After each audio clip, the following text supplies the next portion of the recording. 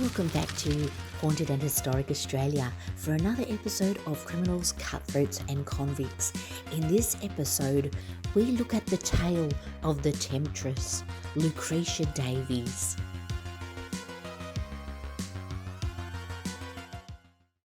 Lucretia Davies was born in approximately 1807, around the area of Swansea in Wales.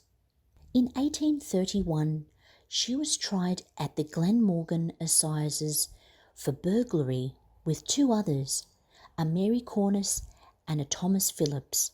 They were caught burglarising the home of Anne Rodericks. They stole £14 in silver and received a sentence of death. They were then reprieved.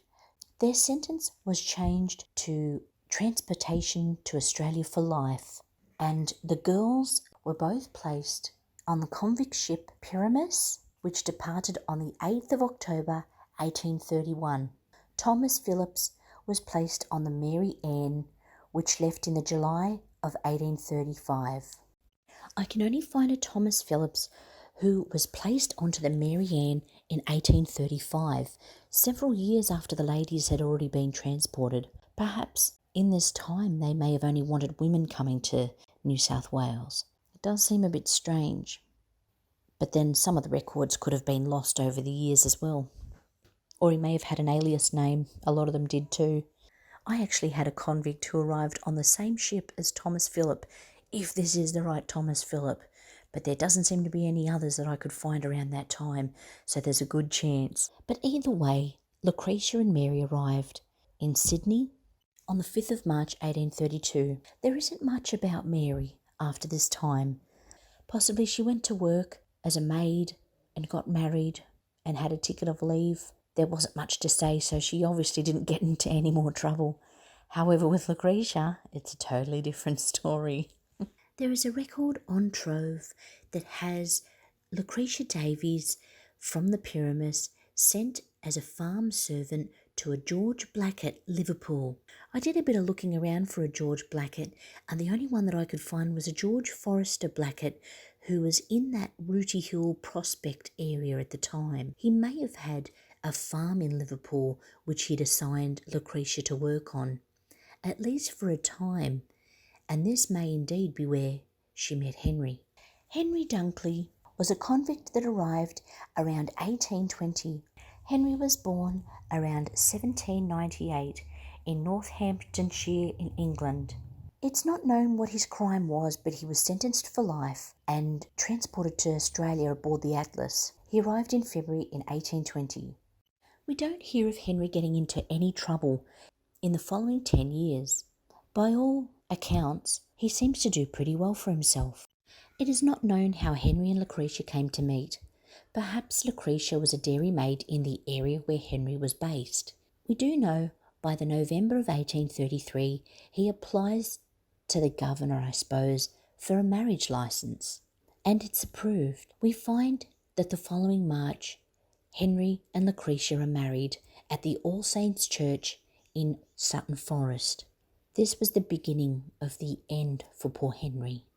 Perhaps the government gave them a grant for land, or maybe Henry just did really well for himself, but they are able to get themselves a slab hut and move in, and after some time they're able to assign servants, so he must be doing really well. It is known that he did trade wheat with some local businesses, including the brewery owned by a William Bradley, and this will come to play a bit later in the story. It was known that Henry was generally liked in the community, and in 1835 receives a conditional pardon, which pretty much means he's done his time, even though it was life.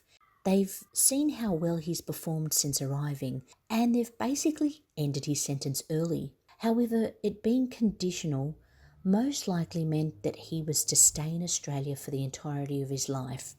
He couldn't go back to England again. This must likely have suited Henry anyway, as he was doing so well at this point for himself.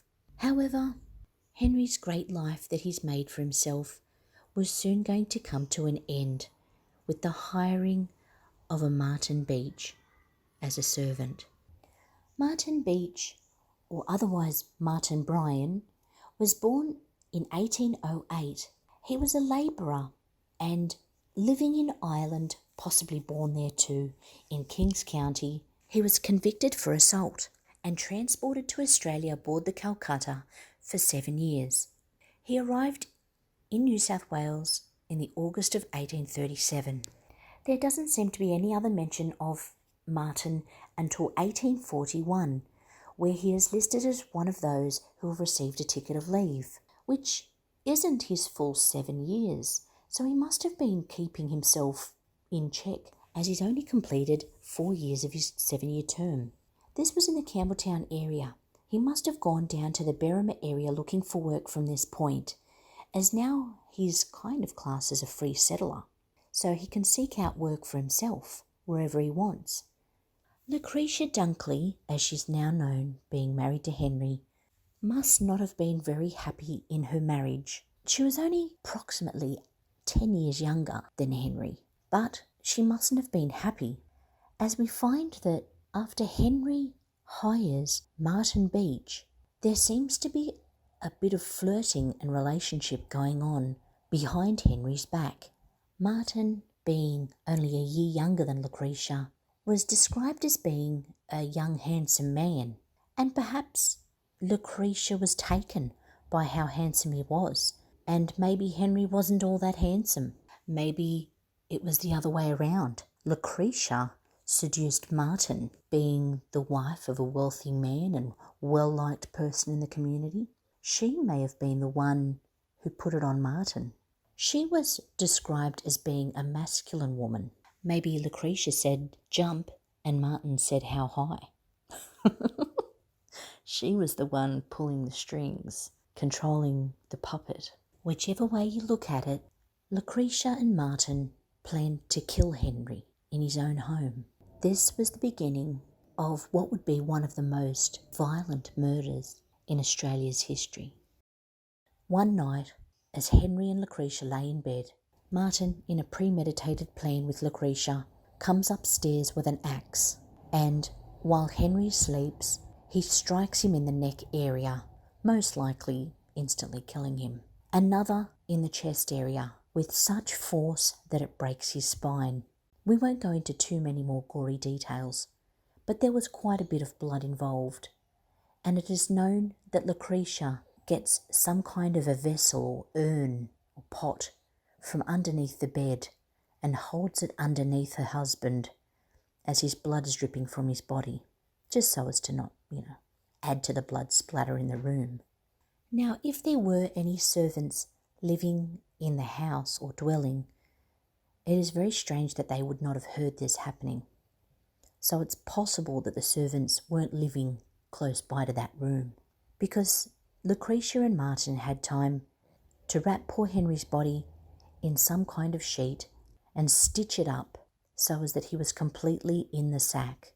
While Lucretia cleaned the room, Martin took Henry's mangled body to a nearby dam and dug on its bank a hole to put Henry in. Once he was buried, Martin came back to the house, where he assisted Lucretia in cleaning the blood from the room thoroughly. After such time as they'd finished and cleaned themselves up, they went downstairs and had a breakfast, a very hearty breakfast with bacon and eggs.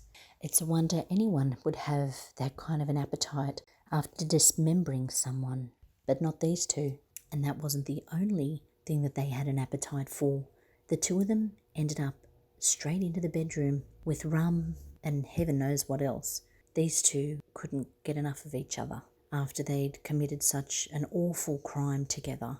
That's all they could think of doing, I suppose.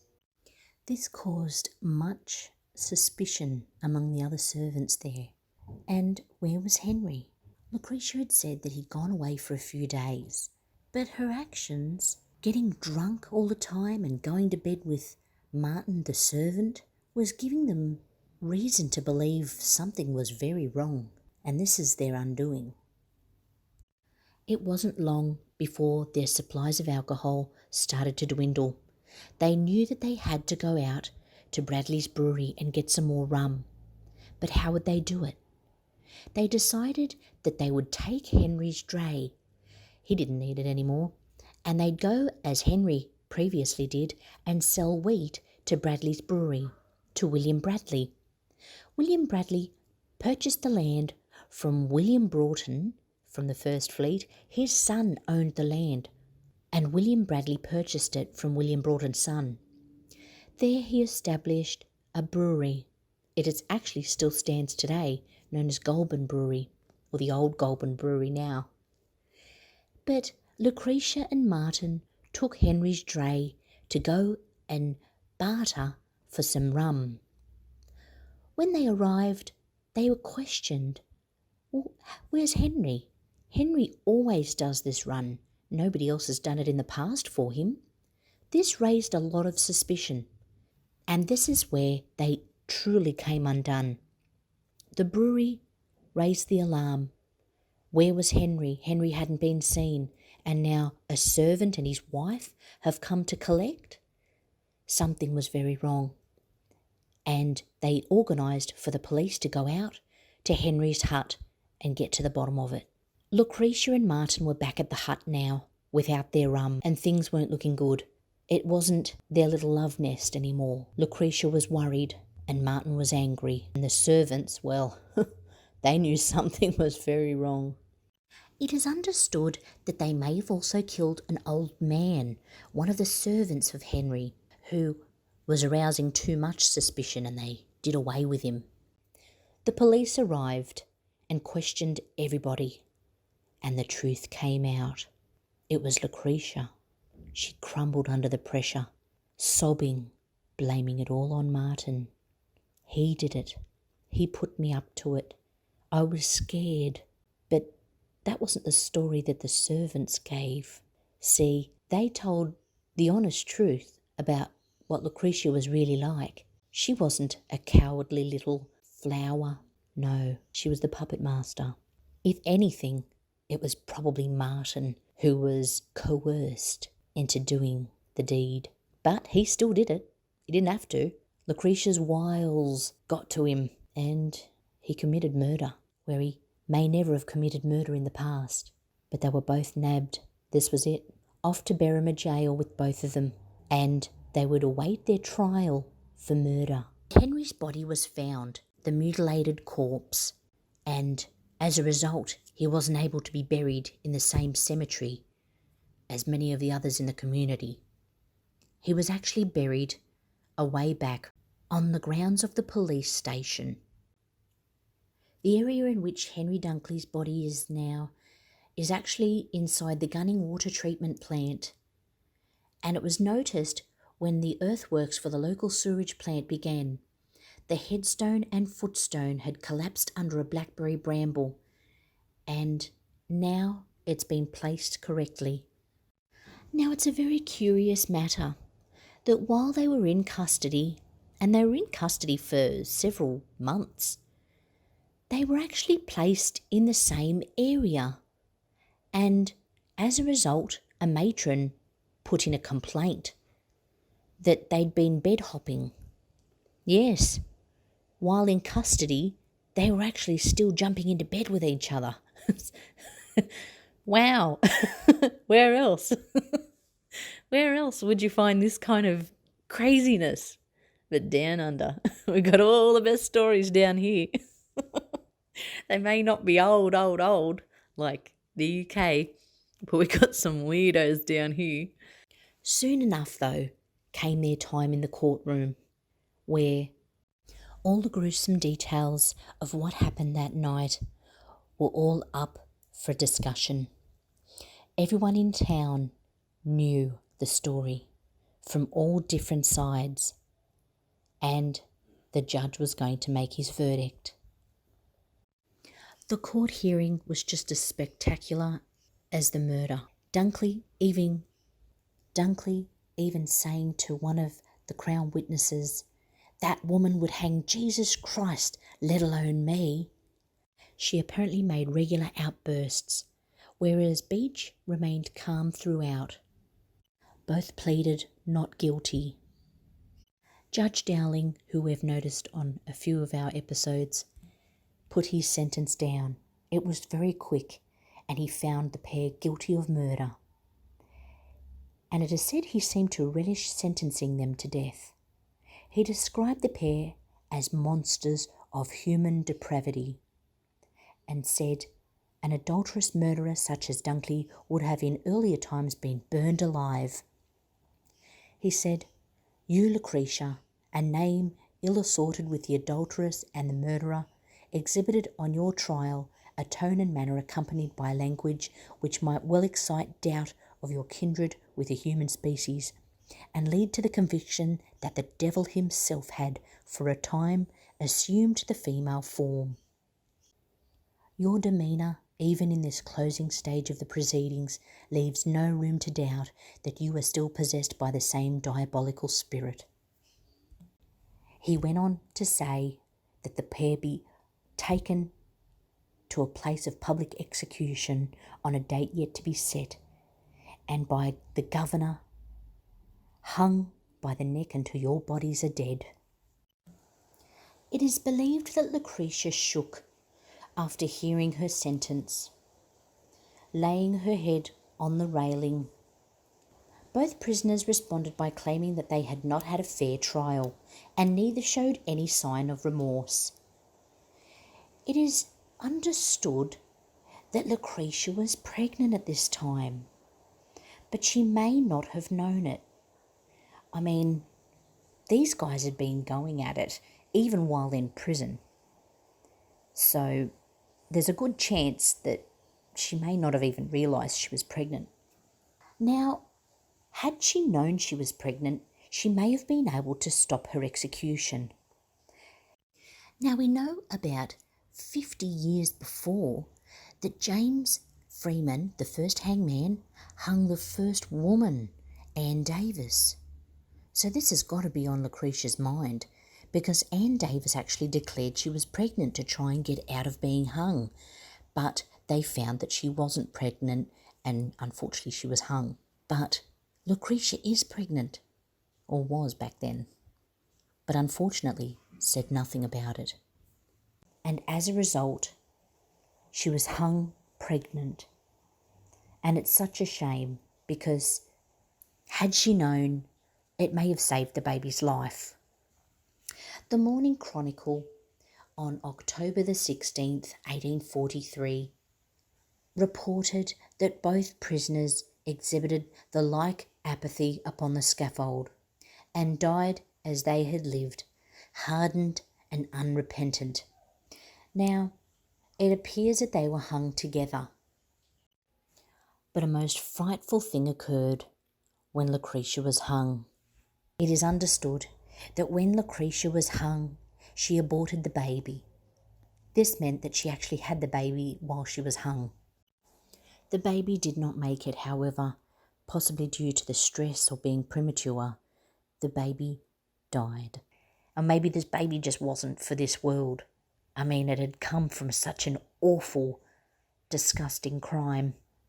After these two had been hung, it is understood that their heads were removed, placed in separate boxes, so as the hair and flesh could be removed and that the skulls could be examined. Now remember, back in these days, they didn't know a lot about the human body, and what little they did know basically came from taking dead bodies and having a look. Hey, who cares what we do to these bodies? These people were awful, and they killed people or hurt people, so what does it matter what we do with them? And as a result of this, the bodies had the head removed, and they took the skulls. Not only did they take the heads of Lucretia Dunkley and Martin Beech, but it is understood they took the baby's head as well. I know. What's wrong with these people? But anyway, that's how they acted back then. We don't do that kind of stuff now. We know better now. Yeah, so... But this isn't where the story ends. You would think that, well, you know, they're dead now. That's it. End of story. Well, it doesn't end there. Now, we know that the skulls were taken and actually are now in the Australian Museum, I believe. I'll confirm that. But their bodies, what did they do with the bodies? The headless corpses? Well, story is they buried them in the walls of Berrima Jail. And apparently, if you check out Berrima Jail, there are some crosses on the wall. And this is apparently where the bodies are inside the wall. Interesting. So there you have it. The bodies were buried in the wall of the jail. And you would think the story would end there. No, there's still more. It must have been such an ordeal for the people who witnessed it as Lucretia was hung. I mean, they had to be an odd bunch of people to witness a hanging anyway, but for those who did witness it, it must have been pretty awful. And this stirred up much talk in the town. And not just that. Apparently, sightings began to occur around the area of Berrima Jail. It was claimed that men and women of all ages had started seeing a ghost. It was apparently a woman in a black gown without a head. So, among the pine trees in front of Berrima Jail is where they had claimed to see her.